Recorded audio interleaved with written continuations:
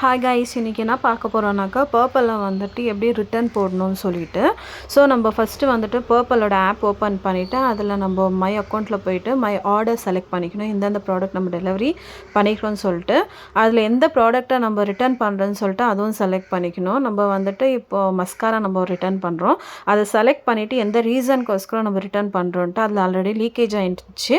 So நான் leakage கொடுத்துருக்கேன். அதுக்கப்புறம் நெக்ஸ்ட்டு பார்த்தீங்கன்னாக்கா அது அன்பாக்ஸ் ஆகிட்டுச்சா இல்லை பாக்ஸ் சீல் ஆகிட்டுச்சான்னு கேட்பாங்க. அதை நம்ம கிளிக் பண்ணிக்கணும்.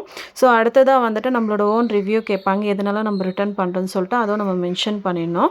அதுக்கப்புறம் பார்த்திங்கனாக்கா நம்மளுக்கு வந்துட்டு ஃபோட்டோ கேட்பாங்க. ஃபோட்டோவும் நம்ம ஆட் பண்ணிவிட்டு அதுக்கப்புறம் நம்ம ரிட்டர்ன் ப்ராடக்ட்டுன்னு கொடுத்தோடனே சப்மிட் ஆகிடும். அதுக்கப்புறம் வந்துட்டு நம்ம வந்துட்டு பேங்க் டீட்டெயில்ஸ் கொடுக்கணும்.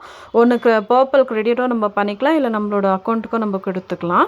ஸோ இதெல்லாம் ஆன பின்னாடி கண்டினியூ பண்ணால் வித்தின் 48 ஹவர்ஸ்க்குள்ளே நம்மளுக்கு ரீஃபண்ட் ஆகிடும். தேங்க்யூ.